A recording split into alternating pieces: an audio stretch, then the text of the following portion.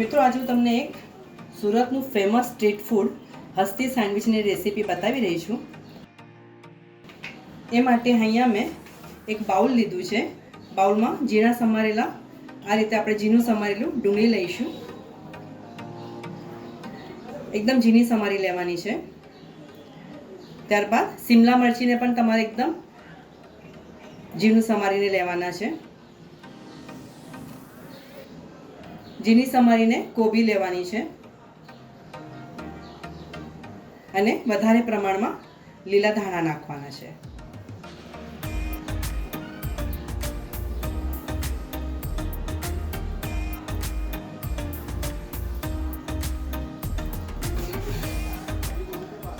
ત્યારબાદ આપણે એમાં 3/4 ટીસ્પૂન કાળા મરીનો પાવડર નાખીશું। 1 ચમચા જેટલી લીલા મરચાંની પેસ્ટ નાખવાની છે। તમે તીખું પસંદ કરતા હોય તો થોડું વધારે નાખી શકો છો અને સ્વાદ પ્રમાણે મીઠું નાખીશું।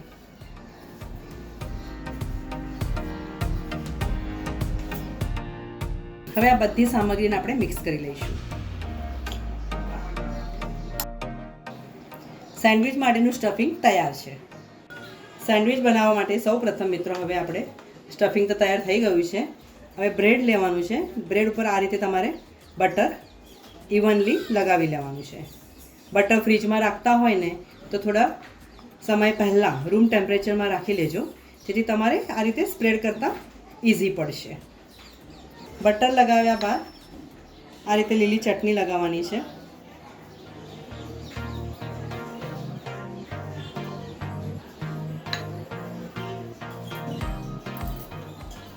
ચટણી તમારે સ્પ્રેડ કરી લેવાની છે। હવે એના ઉપર તૈયાર કરેલું સ્ટફિંગ મૂકવાનું છે।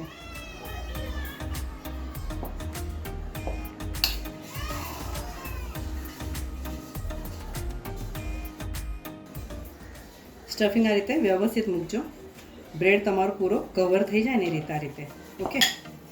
એના ઉપર આપણે ટામેટાના રીતે ટુકડા નાખીશું।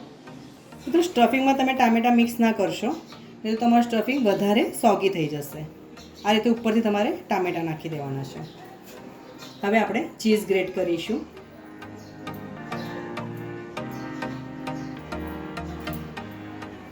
ઉપરથી આપણે આ રીતે સેન્ડવિચ મસાલો સ્પ્રિંકલ કરવાનો છે। સેન્ડવિચ મસાલાથી તમારી આ સેન્ડવિચ ઘણી સરસ લાગશે। બીજી બ્રેડ તમારે આ રીતે એના ઉપર મૂકી દેવાની છે।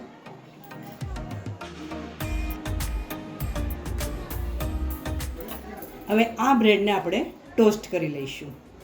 હવે આ તૈયાર કરેલી સેન્ડવિચને તમારે ટોસ્ટ કરવાનું બાકી છે। ઉપરથી આપણે થોડું બટર લગાવીશું આ રીતે, બંને બાજુથી લગાવી લેજો।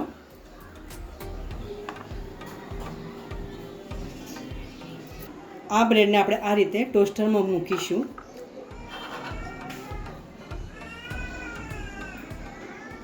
આ રીતે આપણે એને ટોસ્ટ કરી લઈશું। આ બ્રેડને તમારે બંને બાજુથી સરસ ગોલ્ડન બ્રાઉન થાય ત્યાં સુધી શેકી લેવાનું છે। સરસ મજાનું સુરતી સ્ટાઇલ સેન્ડવિચ તૈયાર છે। આ વિડીયો જોયા બદલ તમારો ઘણો ઘણો આભાર। આવતા વિડીયોમાં આવી સરસ મજાની રેસીપી સાથે આપણે ફરીથી મળીશું।